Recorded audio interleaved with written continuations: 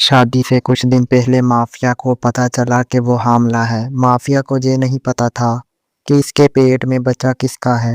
Mafia نے اس بدنامی کے ڈر سے اپنی ماں کے ساتھ دوسرے شہر چلی گئی۔ 9 مہینے کے بعد جس بچے کو جنم دیا اس کو دیکھ کر مافیا کی چیخ نکل گئی، کیونکہ اس بچے کی شکل بالکل اسی شخص جیسی تھی جس نے اس کے ساتھ ایک ہوٹل میں رات گزاری تھی۔ مافیا کی شادی میں اب صرف 20 دن باقی تھے، اسی لیے وہ اپنی امی کے ساتھ خریداری میں مصروف تھی۔ عام طور پر جس گھر میں شادی ہو وہاں تیاریاں مہینوں بلکہ سال بھر پہلے ہی شروع ہو جاتی ہیں۔ خاص طور پر اگر بیٹی کی شادی ہو تو گھر کی چھوٹی سے چھوٹی چیز بھی بھولنا گوارا نہیں ہوتی۔ اسی تنکا تنکا سامان کو اکٹھا کرنے کے لیے مافیا اور اس کی امی پچھلے 3 ماہ سے مسلسل بازار کے چکر لگا رہی تھیں۔ اب تو وہ دونوں ہی اس بھاگ دوڑ سے تھک چکی تھیں، لیکن آج مافیا کی حالت کچھ زیادہ ہی خراب لگ رہی تھی۔ باہر سورج آگ برسا رہا تھا اور شدید گرمی کی وجہ سے مافیا نڈال ہو رہی تھی۔ اس کڑی دھوپ میں نکلنے کی وجہ سے مافیا کا سر درد سے پھٹ رہا تھا اور اسے چکر آنے لگے۔ آخرکار اس نے ہمت ہار کر اپنی امی سے کہا، امی آج میری طبیعت بالکل ٹھیک نہیں لگ رہی، مجھے بہت چکر آ رہے ہیں۔ جب مافیا کی حالت بگڑنے لگی تو اس کی امی فوراً اسے ڈاکٹر کے پاس لے گئیں۔ ان کا خیال تھا کہ شاید یہ سب شادی کی تھکن اور باہر کی شدید لو لگنے کی وجہ سے ہوا ہے۔ ڈاکٹر نے مافیا کا معائنہ کرنے کے بعد کچھ ضروری ٹیسٹ لکھ دیے۔ اگلے دن جب ٹیسٹ کی رپورٹ مافیا کے ہاتھ میں آئی تو اسے لگا جیسے زمین اس کے پیروں تلے سے نکل گئی ہو۔ اسے یقین تھا کہ ڈاکٹر سے کوئی بڑی غلطی ہوئی ہے، لیکن مافیا کی ماں تو صدمے سے پتھر ہو گئی تھی۔ وہ کبھی حیرت سے ڈاکٹر کو دیکھتی تو کبھی اپنی بیٹی مافیا کو، جن کی آنکھوں میں ہزاروں سوال تھے۔ مافیا کو ایسا محسوس ہو رہا تھا جیسے وہ ابھی زمین میں دھنس جائے، کیونکہ بغیر کچھ کیے ہی وہ اپنی ماں کی نظروں میں مجرم بن چکی تھی۔ اس پہاڑ جیسی سچائی کو جھیلتے ہوئے مافیا بڑی مشکل سے گھر پہنچی۔ اس کی ماں پورے راستے خاموش رہیں، لیکن گھر قدم رکھتے ہی ان کا ضبط ٹوٹ گیا اور وہ دھاڑے مار کر رونے لگیں۔ انہوں نے تڑپ کر پوچھا، مافیا جی تم نے کیا کر دیا؟ یہ کس کا گناہ ہے جو تمہارے وجود میں پل رہا ہے؟ بیچاری مافیا کے پاس کوئی جواب نہ تھا، کیونکہ وہ خود سے حقیقت سے بالکل بے خبر تھی۔ وہ کسی پر شک بھی کیسے کرتی؟ اس کے گھر میں اس کی ماں کے سوا کوئی تیسرا فرد نہیں رہتا تھا۔ ڈاکٹر کے مطابق مافیا 3 ماہ سے حاملہ تھی۔ مافیا کے اسرار پر ڈاکٹر نے کئی بار ٹیسٹ کیے، لیکن ہر بار نتیجہ وہی نکلا۔ اب اس رپورٹ کو جھٹلانا ممکن نہ تھا، لیکن سب سے بڑا سوال یہ تھا کہ مافیا کے ساتھ یہ سب کب اور کس نے کیا؟ اور اگر اس کے ساتھ اتنا بڑا حادثہ ہوا تھا تو اسے اس کی خبر تک کیوں نہ ہوئی؟ مافیا کی ماں اسے مسلسل کوس رہی تھی۔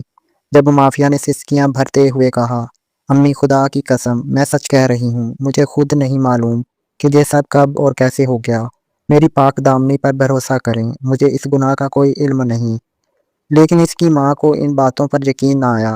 انہوں نے تلخی سے کہا کہ اتنا بڑا سچ تمہاری مرضی کے بغیر کیسے چھپ سکتا ہے؟ اگلے ہی دن وہ مافیا کو اپنی ایک جان پہچان والی ڈاکٹر کے پاس لے گئیں اور منت کی کہ کسی طرح یہ حمل ضائع کر دیا جائے، لیکن ڈاکٹر نے صاف انکار کر دیا اور بتایا کہ 3 ماہ گزر چکے ہیں، اب ابارشن کرنا مافیا کی جان کے لیے شدید خطرہ بن سکتا ہے۔ اب مافیا کے سامنے اندھیرا تھا اور دوسری طرف شادی کے دن قریب آ رہے تھے۔ وہ جانتی تھی کہ اگر اس کے ہونے والے شوہر کو ذرا بھی بھنک لگی تو وہ اسے کہیں کا نہیں چھوڑے گا۔ بدنامی کے ڈر سے مافیا کو صرف ایک ہی راستہ نظر آیا۔ اس نے ہمت جمع کر کے اپنی ماں سے کہا، امی میں یہ شادی نہیں کر سکتی۔ ماں نے پریشانی سے پوچھا کہ اب جب صرف 15 دن رہ گئے ہیں تو ہم دنیا کو کیا جواب دیں گے؟ مافیا نے جواب دیا کہ شادی کے بعد سب کے سامنے تماشا بننے سے بہتر ہے کہ یہ رشتہ ابھی ختم کر دیا جائے۔ وہ اپنی عزت کی خاطر کسی بھی حد تک جانے کو تیار تھی۔ آخرکار مافیا نے اپنا سامان سمیٹا اور خاموشی سے اسلام آباد چلی گئی، ایک ایسے شہر جہاں اسے کوئی نہیں جانتا تھا اور جہاں وہ اپنی گمنام زندگی گزار سکے۔ مافیا ایک باصلاحیت ڈیزائنر تھی، اس لیے اسلام آباد پہنچتے ہی اسے ایک اچھی ملازمت مل گئی۔ اس کی زندگی میں وحید نامی ایک نوجوان تھا جس سے اس کی محبت آفس سے شروع ہوئی اور بات شادی تک جا پہنچی۔ وحید نہ صرف پڑھا لکھا تھا بلکہ اپنے والدین کا اکلوتا سہارا بھی تھا۔ مافیا کی ماں اس رشتے سے بہت خوش تھیں، لیکن پھر قسمت نے ایسا پلٹا کھایا کہ مافیا کی ہنستی بستی دنیا ختم ہو گئی۔ مافیا نے وحید سے ہر رابطہ ختم کر دیا اور اپنی پرانی سم توڑ کر پھینک دی۔ کیونکہ اس وحید کا وہ جملہ یاد تھا، میں سب کچھ سہ سکتا ہوں مگر دھوکہ نہیں۔ اسلام آباد میں اس نے اپنی پہچان ایک ایسی شادی شدہ خاتون کے طور پر کروائی جس کا شوہر پردیس میں رہتا ہے۔ اس کی ماں جنہوں نے اسے بچپن میں باپ کے سائے کے بغیر پالا تھا، اب اس سے نفرت کرنے لگی تھیں۔ مافیا اپنی ماں جیسی ہی خوبصورت تھی، وہی کالی آنکھیں اور سنہرے بال۔ ماں ہمیشہ کہتی تھی کہ اپنی حفاظت کرنا، مگر مافیا کو کیا پتا تھا کہ تقدیر اسے اس مقام پر لے آئے گی۔ وقت گزرتا گیا اور وہ دن آ گیا جب مافیا نے اپنے بیٹے کو جنم دیا۔ وہ اس بچے سے نفرت کرتی تھی اور اسے ہسپتال میں ہی چھوڑنے کا ارادہ رکھتی تھی، لیکن جیسے ہی اس نے بچے کے ہاتھ پر وہ مخصوص کالا نشان دیکھا، اس کی یادداشت کے بند دروازے کھل گئے اور اسے وہ بھیانک رات یاد آ گئی۔ جو اس وقت کی بات ہے جب مافیا اپنی کمپنی کے کام سے نیران کگان گئی تھی۔ شدید برف باری کی وجہ سے ہوٹل کے کمرے ختم ہو چکے تھے۔ ایک رات ہوٹل کے ملازم نے مافیا سے درخواست کی کہ ایک باپ اپنی بیمار بچی کے لیے پناہ ڈھونڈ رہا ہے۔ انسانیت کے ناطے مافیا نے انہیں اپنے کمرے میں ٹھہرنے کی اجازت دے دی۔ وہ شخص جس کا نام شہروز تھا اپنی 7 سالہ بیٹی کو لے کر آیا۔ بچی ٹھنڈ سے کانپ رہی تھی۔ مافیا نے اسے اپنے ساتھ رضائی میں لٹا لیا تاکہ اسے گرمائش مل سکے، جبکہ شہروز شکریہ ادا کر کے ایک طرف ہو گیا۔ بچے کے ہاتھ کا وہ نشان چیخ چیخ کر گواہی دے رہا تھا کہ اس رات انسانیت کے لباس میں چھپے اس درندے نے مافیا کی بے ہوشی کا فائدہ اٹھا کر اس کی زندگی برباد کر دی تھی، جس کا اسے اس وقت علم ہی نہ ہو سکا تھا۔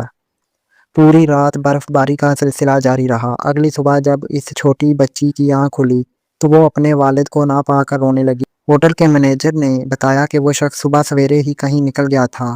جب شام کو وہ واپس آیا تو مافیا اس پر برس پڑی۔ آپ کو اپنی بیٹی کا ذرا بھی خیال نہیں؟ وہ کب سے رو رہی تھی اور آپ غائب تھے؟ اس شخص نے ندامت سے سر جھکایا اور بتایا کہ رات کی شدید برف باری میں کئی گاڑیاں دب گئی تھیں۔ وہ ریسکیو ٹیم کے ساتھ مل کر لوگوں کی جانیں بچانے میں مصروف تھا۔ یہ سن کر مافیا کو اپنی بات پر شرمندگی ہوئی۔ باتوں باتوں میں اس نے بتایا کہ اس کا نام شہروز ہے اور وہ اپنی بیٹی کے ساتھ تنہا زندگی گزار رہا ہے کیونکہ اس کی بیوی کا انتقال بچی کی پیدائش کے وقت ہی ہو گیا تھا۔ دونوں میں باتوں کا سلسلہ شروع ہوا اور وقت کا پتہ ہی نہ چلا۔ اسی رات جب دوبارہ طوفانی برف باری شروع ہوئی تو مافیا نے کھڑکی سے باہر کچھ لوگوں کو فون پر بات کرتے دیکھا۔ اسے لگا شاید وہاں سگنل آ رہے ہیں۔ وہ اپنی ماں کو خیریت بتانے کے لیے ہوٹل سے باہر نکل آئی۔ ہر طرف برف کی سفید چادر بچھی تھی۔ تقریباً آدھا گھنٹہ پیدل چلنے کے بعد اسے نیٹ ورک ملا اور اس نے جلدی سے گھر بات کی، لیکن واپسی کا راستہ کٹھن ثابت ہوا۔ برف باری اتنی تیز تھی کہ مافیا کے ہاتھ پاؤں سن ہو گئے اور وہ شدید ٹھنڈ کی وجہ سے بے ہوش ہو کر برف کے ڈھیر پر گر گئی۔ کچھ دیر بعد جب مافیا کی آنکھ کھلی تو اسے محسوس ہوا جیسے اس کا پورا جسم تپ رہا ہو۔ اس نے خود کو ہوٹل کے بستر پر پایا جہاں سامنے شہروز سر جھکائے بیٹھا تھا۔ شہروز نے بتایا، میں نے آپ کو باہر جاتے دیکھا تھا۔ جب آپ دیر تک واپس نہ آئیں تو میں پریشانی میں آپ کو ڈھونڈنے نکلا۔ آپ برف میں بے ہوش پڑی تھیں۔ میں آپ کو اٹھا کر کمرے میں لے آیا۔ مافیا کو اس وقت یہ اندازہ نہ تھا کہ ان لمحات میں اس کے ساتھ کیا ہوا، کیونکہ اسے پورے 24 گھنٹے بعد ہوش آیا تھا۔ اب ہسپتال میں اپنے نامولود بچے کو دیکھتے ہوئے مافیا کے ذہن میں نسیں پھٹنے لگیں۔ بچے کی شکل ہو بہو شہروز جیسی تھی اور اس کے ننھے ہاتھ پر وہی کالا نشان تھا جو شہروز اور اس کی بیٹی کے ہاتھ پر بھی موجود تھا۔ اسے یاد آیا کہ اس رات کے بعد شہروز اس سے نظریں نہیں ملا پا رہا تھا اور بار بار معافی مانگ رہا تھا کہ میں مجبور تھا، مجھے معاف کر دینا۔ اس وقت مافیا نے سوچا تھا کہ شاید جان بچانے کے لیے بغیر اجازت چھونے پر وہ شرمندہ ہے، مگر حقیقت کچھ اور ہی تھی۔ اگلے دن راستے کھلے تو شہروز اپنی بیٹی کو لے کر چلا گیا اور مافیا بھی اپنے شہر واپس آ گئی جہاں وحید کے گھر والے شادی کی ضد کر رہے تھے، لیکن اب مافیا پر سب واضح ہو چکا تھا۔ وہ اپنے بچے کو دیکھ کر پھوٹ پھوٹ کر رو رہی تھی کہ ایک انسان کتنا احسان فراموش ہو سکتا ہے۔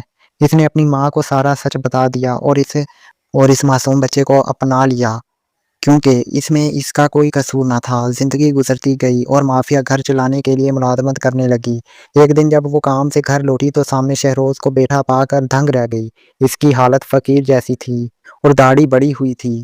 اس کی بیٹی بھاگ کر مافیا سے لپٹ گئی اور بولی، ممی آپ کہاں چلی گئی تھیں؟